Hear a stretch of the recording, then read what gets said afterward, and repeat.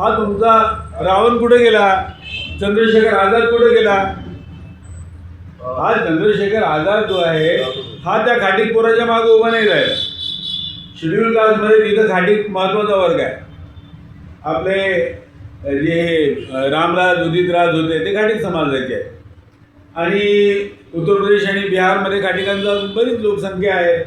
त्यामुळं खाटिकांच्या या एका पोरावर अत्याचार झाला तेव्हा बजरंग दल राहून गेलं आणि पासवानांनी त्याची तारीफ केली. त्यामुळं एक नवीन प्रकारचं बिहारमध्ये समीकरण सुरू आहे की ज्याच्यामध्ये आपलं हे सगळं व्यवस्थित असं सुरू आहे. तर जय भीम. आता ह्या दोन बाबी झाल्या. आता एक तिसरी महत्वाची बाब, बिहार आणि उत्तर प्रदेश याचं महत्त्व काय आहे आंबेडकरी चळवळीमध्ये याच्याविषयी आपण नेहमी बोलतो आणि बोलतो. आता तिसरा प्रश्न आहे लढाईचा. आता गॅसची किल्लत आली, त्यामुळे एक लढाई सुरू झाली. या लढाईमधला एक अंतर्विरोध तुम्हाला फार म्हणजे लक्षात घ्यावा लागेल. मान्यवर मोदी साहेबांवर प्रचंड टीका होते किंवा त्यांनी इस्रायलला साथ का दिली आणि सोशल मीडियावर इस्रायल बद्दल गोदी मीडिया जी आहे ती अत्यंत वेगळा प्रचार करते की बा इस्रायल हे आपले मित्र आहेत, इस्रायल आपला दोस्त आहे, इस्रायलनी मोदी साहेबांना आणि बाकी लोकांना फार मदत केली आहे. अशा प्रकारचा एक प्रचार आता सुरू आहे बरेचदा. आता ज्यावेळेपासून गॅसचा तुटवडा झाला तेव्हापासून सगळ्यात जास्त ट्रोल केलं कोणाला जात असेल तर मोदी साहेबांनी.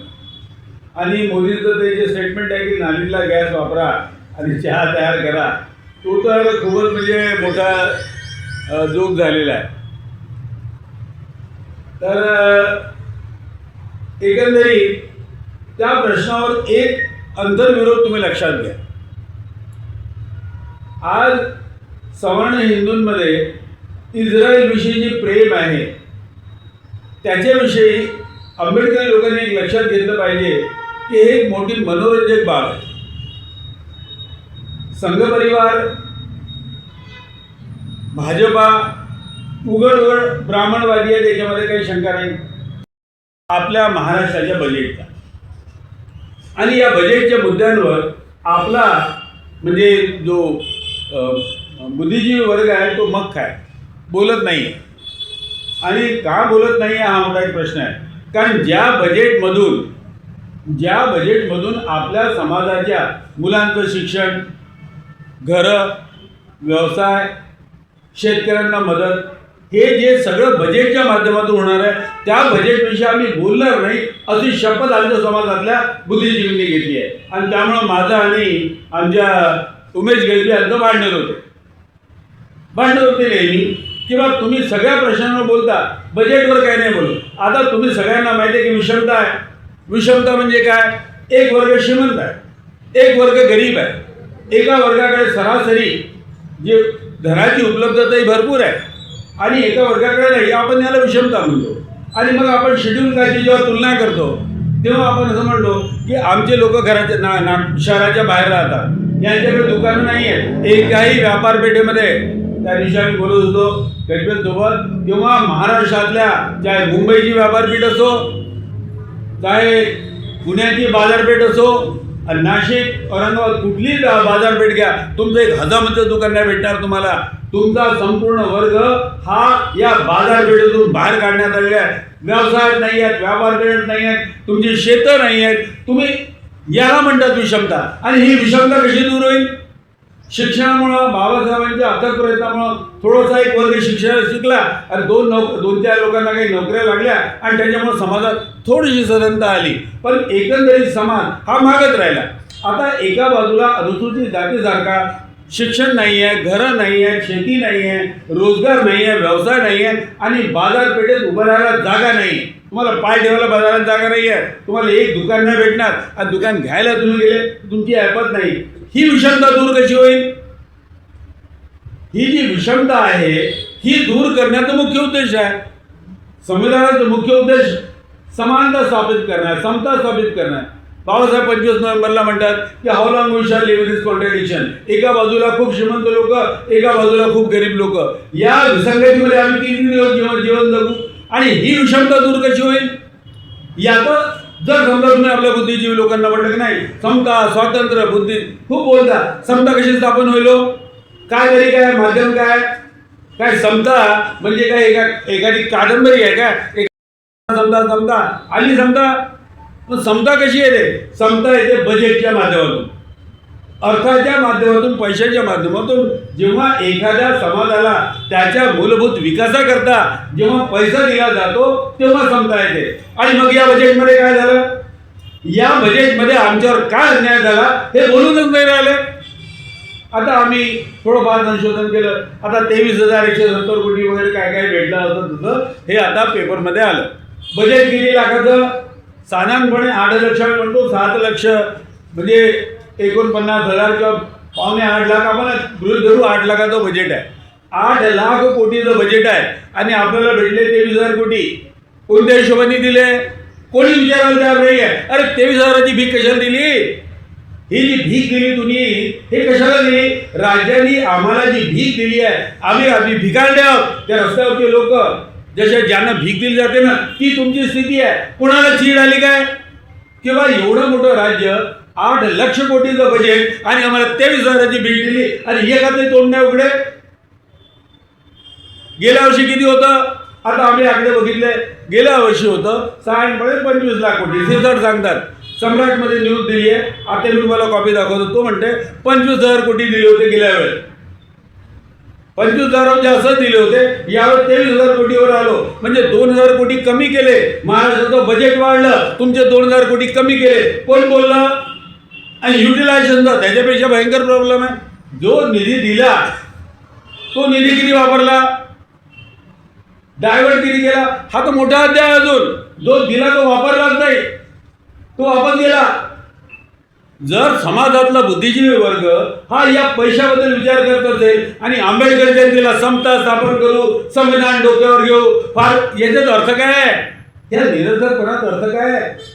त्यामुळं बजेटवर, राज्याच्या बजेटवर जर या बजेटची अक्कल आमच्या राज्यकर्त्यांना, आमच्या बुद्धिवंतांना जर नसेल तर ते समता कशी स्थापन करतील हा प्रश्न आपण त्यांना विचारायला घेतला पाहिजे. की समता ही काही परिकल्पना नाही आहे. समता म्हणजे हे काही आभाळातलं स्वप्न नाही आहे. 2 वर्गांमध्ये जर समानता स्थापन करायची असेल तर राज्याच्या बजेटशिवाय पर्याय नाही आहे. आणि आम्ही बाबासाहेबांची लेकरं आहोत. त्या बाबासाहेबांची लेकरं आहोत. यांनी सगळ्यात पहिले ईस्ट इंडिया कंपनीचं बजेट बघितलं, मग इंग्रज सरकारचं बजेट बघितलं आणि मग भारताच्या बजेटमध्ये राज्य समाजवादाची संकल्पना दिली, स्टेट्स अँड मायनॉरिटीज लिहिलं. आमच्याकरता एक फक्त मसीहा आहे, उद्धार करतायत. पण बाबासाहेबांचा मार्ग कोणता होता त्याच्यावर आम्ही बोलत नाही. त्यामुळे आम्ही उमेशने आमचं नेहमी भांडण होत राहते. दुसरा आता प्रश्न, आता आपण थोडंसं अलीकडे येऊ. काल नागपूर महानगरपालिकेच्या बजेटविषयी आयुक्तांनी मांडलं. किती हजार कोटीचं बजेट आहे? मला वाटतं 5,300 कोटीचं बजेट आहे. गेल्या वर्षी किती होतं? जवळजवळ एवढंच होतं. काही जास्त वाढ झाली नाही. नागपूर महानगरपालिकेच्या बजेटमध्ये वाढ झाली नाही जास्त. मुंबईचं बजेट किती आहे? पुण्याचं बजेट किती आहे? औरंगाबादचं बजेट किती आहे?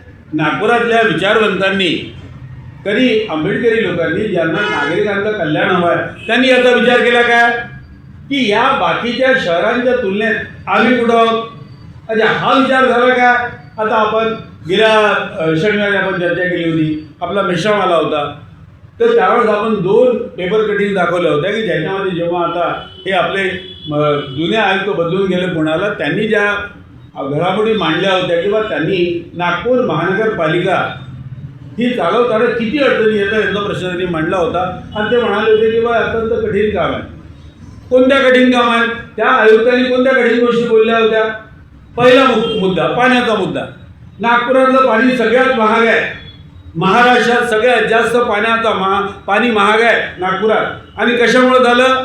तर 24/7 म्हणजे 24/7 जी हे OCWची योजना आली, त्या OCWने तुमच्या सगळ्या वस्त्यांमधले सार्वजनिक नळ बंद केले. जे पहिले नळ होते तोडले आपण आणि घरोघरी नळ दिले आणि त्याला दिलं आपण मीटर. किती पैसे घेतले, किती पैशाचा तुरळा झाला. त्या OCWचे दर काय होते. ही OCW कोणती कंपनी आहे, ती फ्रान्सची कंपनी. कोणी आणली. मग 24/7 तुमच्या नळाला पाणी आहे काय.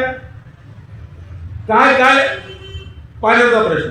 दुसरा रस्त्यांचा प्रश्न. पूर्ण नागपुरातले रस्ते खोदून ठेवले आहेत. नागपुरातल्या या रस्त्यांमध्ये एखाद्या रस्त्याचं कॉन्ट्रॅक्ट दिलं तेव्हा पर्यायी रोड करता कोणते पर्यायी रोड बनवले. कमीत कमी तुम्ही त्या आमच्या मोहिनपुऱ्याच्या रोडवर जाऊन बघा काय अवस्था आहे तिथली. पर्यायी रोड नाही बनवला. नागपूर महानगरपालिकेच्या जाणकारांनी बोलले काय दिवशी. पाण्याचा प्रश्न, रस्त्याचा प्रश्न, किती नागपूरचे सगळ्यात म्हणजे किती महत्त्वाचे प्रश्न हे या आपल्या अर्थसंकल्पात प्रतिध्वनित झाले काय, आले का, रिफ्लेक्शन झालं काय त्याचं. तुमच्या कचऱ्याच्या गाड्या बघा, डोक्यावर घेऊन नाचत आहे ते भाजपवाले. यांना म्हणावं तुमचे देव घेऊन जा तिकडे, तुमचा हनुमान घेऊन जा, तुमच्या सगळ्या मूर्तीपूजा घेऊन जा आणि मग पहा तिथे काय होते ते. हा बेसिक अंतर आहे. पण ब्राह्मणांसारखे ज्याला असं म्हणत आहे की असे विचित्र लोक संपूर्ण जगात नाही तुम्हाला आढळणार. हा मुख्य जो अंतर्विरोध आहे की बा यहुदी इस्रायली हे मूर्तीपूजेच्या घोर विरोधात आहे आणि ब्राह्मणांचं मूर्तीपूजेशिवाय भागतच नाही. कारण मूर्तीपूजेच्या आधारावर जे कर्मकांड निर्माण केले जातात त्या कर्मकांडावर यांची आजीविका आहे. त्यामुळं हा जो अंतर्विरोध आहे विचारधारेचा हा लक्षात न घेता आंधळेपणांनी कुठल्या तरी राजकीय स्वार्थांसाठी इस्रायलच्या जवळ जाण्यासाठी गोडवे करणं हा फार विचित्र प्रकार झाला. आणि आपण याचा एक म्हणजे बौद्धिक लेवलवर आपण याची मीमांसा करतो. आता इराण आणि इस्रायलचे जे वॉर झालं आणि याच्यामध्ये सगळ्यात सोपं होतं बा अमेरिका आणि इस्रायलला वाटलं की आम्ही एका दिवसात इराणचं जे सरकार आहे म्हणजे तिथले जे प्रेसिडेंट होते खोमेनी आणि बाकीचे त्यांचं जे काही मंडळ होतं त्यांची इराण रिपब्लिकन जी आर्मी यांना आम्ही नष्ट केलं की इराण आम्हाला सरेंडर होईल. आणि यांनी एकाच दिवशी बॉम्ब टाकले आणि संपूर्ण इराणचं मंत्रिमंडळ त्यांचे अध्यक्ष त्यांना खतम करून टाकले, नष्ट झालं. आता यांना वाटलं की आम्हाला शरण येते. त्याचबरोबर त्यांनी अजून एक काम केलं. एक जो बॉम्ब त्यांनी टाकला करायचे हेतूपुरस्सर टाकला असेल नसेल पण त्यांनी एका मुलींच्या शाळेवर टाकला आणि 150 अजून 170 मुली म्हणतात त्या 170 मुली त्या बॉम्ब वर्षावात मरण पावल्या. आता पूर्ण सरकार इराणचं संपूर्ण सरकार एका दिवसात नष्ट करणं आणि दुसरं साधारणपणे 150 जास्त मुलींना बॉम्ब स्फोटामध्ये मारून टाकणं अशा प्रकारचं कार्य हे अमेरिका आणि इस्रायलने केलेलं आहे. आणि जगातले जेवढे मोठे मोठे राष्ट्र आहेत ना हे राष्ट्र गप्प बसले त्यावेळेस.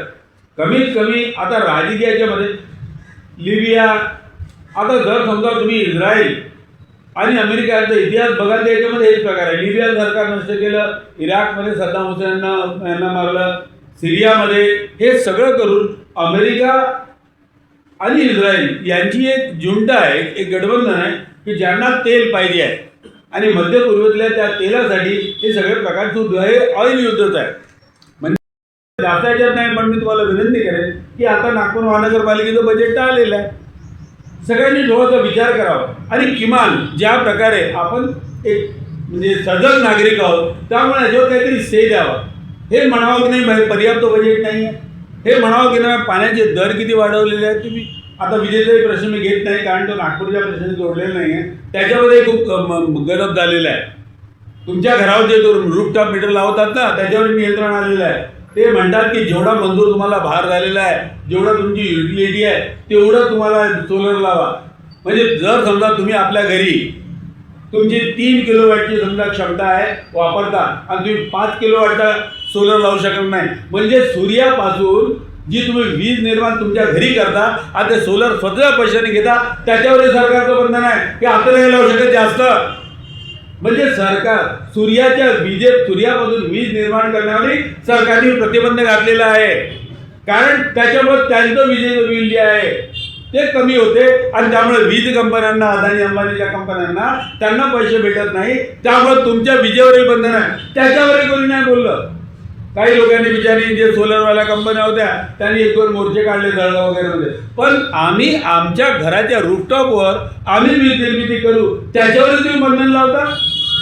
म्हणजे एकंदरीत पैशाच्या बाबतीत आर्थिक बाबतीमधले हे जे अज्ञान आहे हे फार विचित्र आहे. तेव्हा मी विनंती करेन आज आपण अंतर्मुख होऊया आणि विचार करूया की पैशाच्या बाबतीत, आर्थिक समानतेच्या बाबतीत, अर्थकारणाच्या बाबतीत, अर्थसंकल्पाच्या बाबतीत आपल्या या ज्या उणीवा आहेत या दूर झाल्या पाहिजे. मी एवढीच विनंती करेन आणि आपण सगळ्यांनी मला शांतपणे ऐकून घेतलं त्याबद्दल मी आपला आभारी आहोत. आम्ही 17 तारखेला मुंबईला जात आहोत. 18 तारखेला मोर्चा आहे बजेटवर, त्याच्यामध्ये आपण सहभागी व्हावं अशी अपेक्षा करतो. आणि आम्हाला या मोर्चाकरता 1000 रुपये आमच्या फुलेले साहेबांनी दिलं त्याबद्दल मी जाहीर आभार मानतो. जय भीम. तुम्ही लॉजिक दुसरं काही नाही आहे. तेलाच्या साठ्यावर आपला कब्जा असावा म्हणजे पैशावर आपल्या जगावर आपला कब्जा असेल आणि तो पैसा वापरून आपण मोठं सैन्य उभं करायचं आणि जगावर आपली दहशत ठेवायची असं हे सरळ गणित आहे. याच्यामध्ये काही नाही. पण आता काय झालं, इराणने म्हणजे हे केला त्याला जे प्रत्युत्तर दिलं त्यामुळं परिस्थिती बदलली. त्यामुळं आता नाही बा आता काहीतरी समजूतीचा मार्ग निघेल काय आणि हा प्रश्न अजून चिघळत राहील. आता इराण, इराक, इस्रायली, यहुदी, मुस्लिम यांच्या अंतर्गत वादावर आपल्याला पडायचं कारण नाही आणि विशेषतः भारतावर जे परिणाम होणार ते होणारच आहे.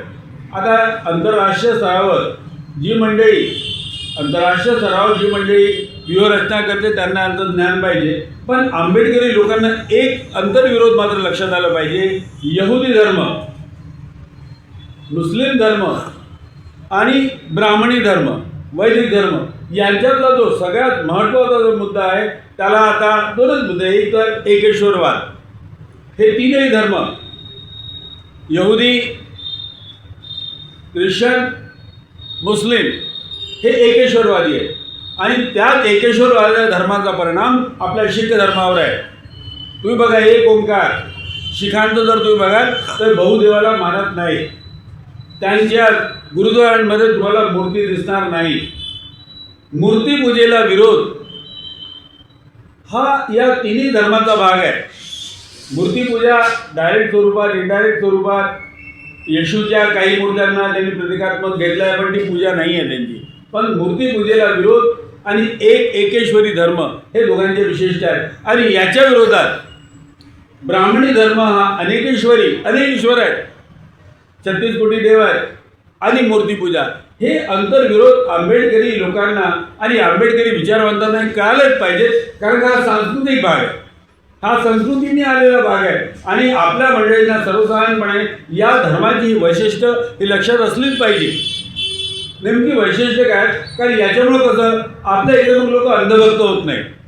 मुसलमानाचा आंधळा विरोध करा, हिंदूंचा आंधळा विरोध करा, शिखांचा आंधळा विरोध नव्हे, आपण डोळसपणे या गोष्टींवर विचार केला पाहिजे. तर त्यामुळं आता आपण उत्तर प्रदेश, बिहारचा आपण घटनाक्रम बघितला. आता कांशीरामांची जयंती काँग्रेस पक्ष साजरा करते आहे त्याच्याविषयी आमचं थोडंसं आम्ही बोललो आणि आम्हाला आनंद झाला की बा चला कांशीरामांना काँग्रेस ही मान्यता देते आहे का नाही. आता मूळ प्रश्नाला आपण या प्रश्नावर येऊया. आपण या आंतरराष्ट्रीय वगैरे आता ब्राह्मणी विचारधारा मान्य करते, इस्रायल कोणती विचारधारा मान्य करतात, यहुदी कोणती विचारधारा मान्य करतात. यहुद्यांची विचारधारा आणि ब्राह्मणांची विचारधारा यांच्यामध्ये एक मूलभूत फरक आहे. आम्ही तर अशी विनंती करू की संघ, RSS, विश्व हिंदू परिषद या सगळ्यांना एकदा इस्रायलचा चक्कर मारायला पाठवलं पाहिजे. यहुद्यांच्या त्या देशात चक्कर मारायला पाठवलं पाहिजे म्हणजे यांची डोके ठिकाणावर येतील. सगळ्यात मोठा अंतर्विरोध असेल तर तो आहे मूर्तीपूजेचा. हे जेवढे आज इस्रायलची तारीफ करतात ना हे एका दिवसात वापस येतील. मूर्तीपूजेचा सगळ्यात जास्त या जगात मूर्तीभंजक किंवा मूर्तीपूजेच्या विरोधात म्हणून जर सगळ्यात कोणी पहिल्यांदा उभं राहिलं असेल तर यहुदी आहे. आपण जे बघतो ना आपल्या देशात आपण प्रचार करतो किंवा मुसलमानांनी हिंदूंची देवळं फोडली, बुद्धविहार नष्ट केले, मुसलमानांनी केलं असं आपण म्हणतो नेहमी, आपला समज आहे. ठीक आहे, मुसलमान मूर्तीपूजेच्या विरोधात आहेत, पण काय सुरुवातीला मुसलमान विरोधात आहेत? सगळ्यात पहिल्यांदा यहुदी, त्यानंतर ख्रिश्चन आणि त्यानंतर मुसलमान. एकाच इब्राहिमी धर्माचे तीनही भाग आहेत आणि यांचा पूर्णतः जो धर्म आहे तो मूर्तीपूजेच्या विरोधावर उभा आहे. तुम्ही जेव्हा बाबासाहेबांची पुस्तकं वाचाल ना, तेव्हा तुम्हाला लक्षात येईल की इस्रायली लोकांना जेव्हा तिथला एक बैल देव होता, त्यांचा बाळ मारायची, त्याचं बाळ वगैरे असं नाव काही होतं, आणि बैलाची एक प्रतिकृती तयार करायची आणि त्याची पूजा करायची, असा त्या काळामध्ये मोजेसच्या काळामध्ये प्रघात होता. जेव्हा मोजेसने सांगितलं की देवाने सांगितलं की देव एक आहे, तो मूर्तीमध्ये राहत नाही, मूर्तीपूजा करू नका, मूर्तीपूजा विरोधात राहा, आणि यहुदी धर्म जेव्हा स्थापित झाला मोजेसने केला, त्यावेळेस तेव्हाच्या राजांनी, हे मी बाबासाहेबांच्या साहित्यातलं सांगतोय, त्यांना म्हटलं की बा माझा हुकूम आहे की तुम्ही या जे आम्ही आता बैलाचा जो देव केलेला आहे सोन्या चांदीचा, याच्या समोर सगळ्यांना तुम्ही नमन केलं पाहिजे. यहुदी म्हणाले नाही करणार, नाही केलं त्यांनी, आणि राजांना पाळली नाही म्हणून मोठा जाळा तयार करण्यात आला, मोठी आग पेटवण्यात आली आणि त्या आगीमध्ये या यहुदी लोकांना टाकण्यात आलं. पण यहुद्यांनी मूर्तीपूजा नाही केली. बघा, एक कचऱ्याच्या गाडीला मागे एक डबा, त्याच्या बाजूला 3-4 झोळ्या लटकवल्या राहतात, 3-4 बॅग राहतात. रेग्युलरिटी नाही आहे. आता कचऱ्याच्या बाबतीमध्ये जर नागपूर महानगरपालिकेची कचरा उचलण्याची जबाबदारी असेल तर त्या गाड्यांची चित्र तुम्ही बघा, पुरेशा गाड्या आहेत का त्या वेळेवर येतात काय? नाही. आता एक तुम्हाला दोघांचा एक प्रश्न असतो की सिमेंट रोड, ज्यावेळेस पावसाळा आला, सिमेंट रोडमुळे पाणी साचते आणि घरात शिरते. आतापर्यंत याच्याविषयी काही काम झालं काय? नागपूर महानगरपालिकेचं बजेट जेव्हा सादर झालं तेव्हा आपल्यापैकी एकाने तरी हा प्रश्न उचलला काय की उद्या आम्ही स्टेटमेंट देऊ किंवा हे बजेट अपूर्ण आहे आणि या बजेटमध्ये ज्या नागरिकांच्या मूलभूत सुविधा आहेत त्यांच्याकडे दुर्लक्ष झालेलं आहे. आणि परिवहन, नागपूरचं परिवहन याचा किती सत्यानाश झाला ते त्यांनी मांडलेलं आहे की नागपूरचं परिवहन तोट्यात आहे, पुरेसं नाही आहे. आता नागपूरचं ट्रान्सपोर्टेशन असेल, नागपूरची स्वच्छता असेल, नागपूरचं पाणी असेल या सगळ्या प्रश्नांवर आम्ही बोलणार की नाही बोलणार? राजकारणाचा मुद्दा नाही आहे.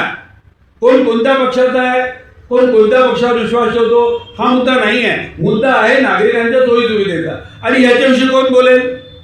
म्हणजे नागपूर, आम्ही पक्षात एखाद्या आहोत, मी एखाद्या पक्षाचा सदस्य आहे म्हणून मी बोलणार नाही असं तर काही नाही आहे ना. पण त्यामुळं हे जे बजेट काल जे आलं, मी याच्यावर म्हणेन किंवा आपल्या सगळ्या लोकांनी याच्यावर आत्मनिरीक्षण करावं आणि आपापल्या प्रतिक्रिया द्याव्या आणि म्हणावं बजेट चांगलं आहे, फार चांगलं बजेट आहे. जर नाही आहे वाईट तर वाईट बजेट आहे. केंद्राचा वाटा किती, राज्याचा वाटा किती, नागपूरचा वाटा किती? नागपूर महानगरपालिकेचा वाटा सिमेंट रोडमध्ये तुमचा वाटा पाहिजे, त्या नाग नदी साफ करण्यामध्ये तुमचा वाटा पाहिजे, तुमच्या घराचं टॅक्स 10% वाढवण्याचा प्रस्ताव ठेवला आहे असं पेपरमध्ये आलेलं आहे. किंवा बाकीचे कर तर वाढवणार नाही पण मालमत्ता कर 10% वाढवावा असा प्रस्ताव ठेवण्यात आला आहे. म्हणजे आपल्या घरांचे जेवढे काही टॅक्सेस आहेत ते वाढवण्याचा प्रस्ताव आहे. का आहे? किती बजेट आहे, किती खर्च होणार आहे? नागपूर महानगरपालिकेचं सगळ्यात मोठं वैशिष्ट्य असेल ना तर एकच वैशिष्ट्य आहे की नागपूर महानगरपालिका त्याचं बजेट हे लोकाभिमुख करत नाही. आमचं बजेट किती आहे, आम्ही खर्च कोणावर हे नागरिकांना कळू नये याची दक्षता महानगरपालिका घेते. सगळ्यात कोणत्याच पक्षाचं राज्य असो, आतापर्यंत नागपूर महानगरपालिकेच्या बजेटचा तुम्हाला कोणालाही थांबवता लागू देत नाही. आणि जेव्हा बजेट सादर करतात ना, आमचा बळगे आहे, त्याला अचानक वाटलं बिचारा निवडणुकीत उभं व्हायचं होतं, नाही होऊ शकला.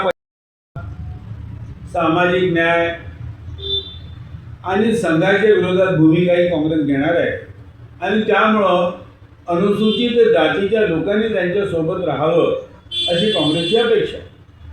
त्यामुळं काँग्रेस उत्तर प्रदेशामध्ये प्रयत्न करते आहे.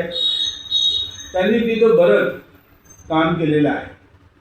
विशेषतः आता याच्याविषयी आपण जर थोडंसं मागं बघितलं तर पूर्वी उत्तर प्रदेशामध्ये काँग्रेसचं एक छत्र राज्य होतं. शेड्यूल कास्ट, मुसलमान आणि ब्राह्मण हे 3 वर्ग काँग्रेसमध्ये प्रबळ होते नेहरूच्या काळात नंतर पडेल.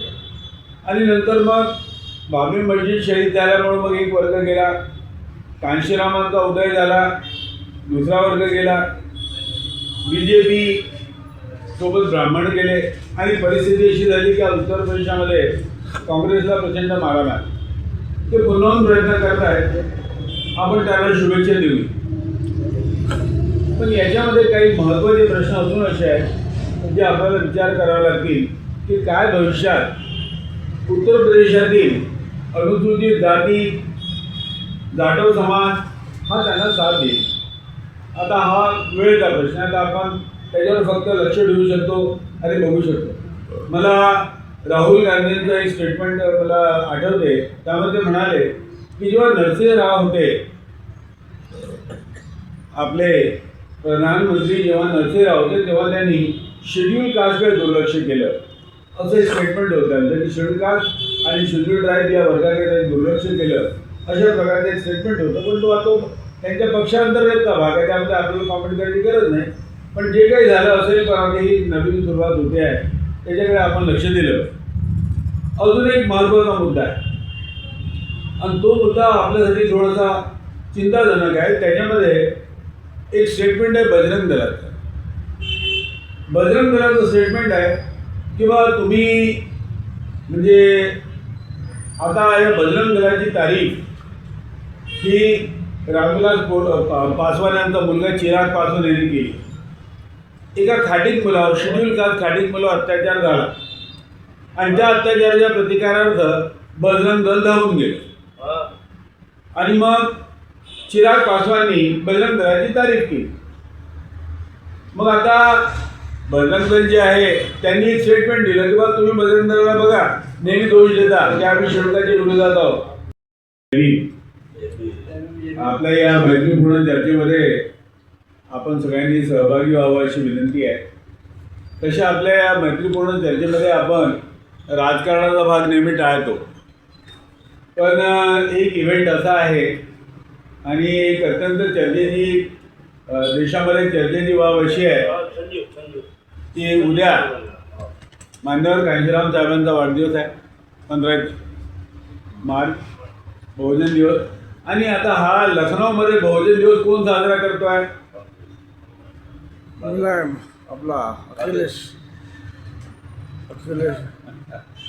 सुनील शिंदे यांनी बरोबर सांगितलं काँग्रेस साजरा करतो. काँग्रेस तर काँग्रेस पक्षाने कांशीरामांचा जन्मदिवस साजरा करावा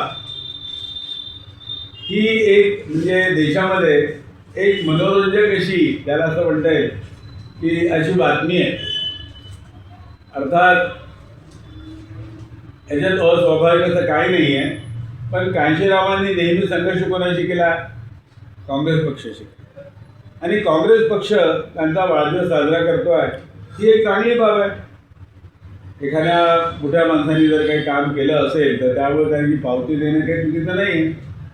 तर याविषयी गेल्या 2 दिवसापासून आमच्या लखनौच्या मित्रांशी आमची चर्चा सुरू आहे किंवा नेमकं असं काय घडलं की ज्याच्यामुळं कांशीरामांची जयंती काँग्रेसला साजरी करावी लागते. काय झालं तर काँग्रेसच्या तिथल्या म्हणजे ऑल इंडियाची काँग्रेसची एक कमिटी आहे. त्यांना ते आता SC कमिटी असं नाव नाही आहे, पण त्यांचं OBC समिती आहे, राष्ट्रीय OBC समिती, राष्ट्रीय OBC काँग्रेस समिती एक समिती आहे. आणि त्या समितीमध्ये माझे एक मित्र आहेत दुसाद नावाचे. हे आमच्या कार्यक्रमात जर तुम्ही बघितलं असेल त्यांना तर त्यांच्याशी माझं बोलणं झालं. त्यांचे काही आर्टिकलही आहे. मी त्यांना विचारलं की बा असं का घडलं, तर त्यांचं असं म्हणणं आहे की बा उत्तर प्रदेशात आता निवडणुका होऊ घातलेल्या आहेत. उत्तर प्रदेशामध्ये निवडणुका होती आणि त्या निवडणुकांमध्ये काँग्रेसला शेड्यूल कास्टचं मतदान अपेक्षित आहे आणि त्यामुळं त्यांना असं वाटते की बा आता काँग्रेस सामाजिक न्यायाचा प्रश्न हा प्रकर्षाने घेईल. नमस्कार दोस्तों, हमारे न्यूज़ चैनल न्यूज़ इंडिया को लाइक कीजिए, शेयर कीजिए, अनसब्सक्राइब कीजिए. हम मिलेंगे फिर. धन्यवाद.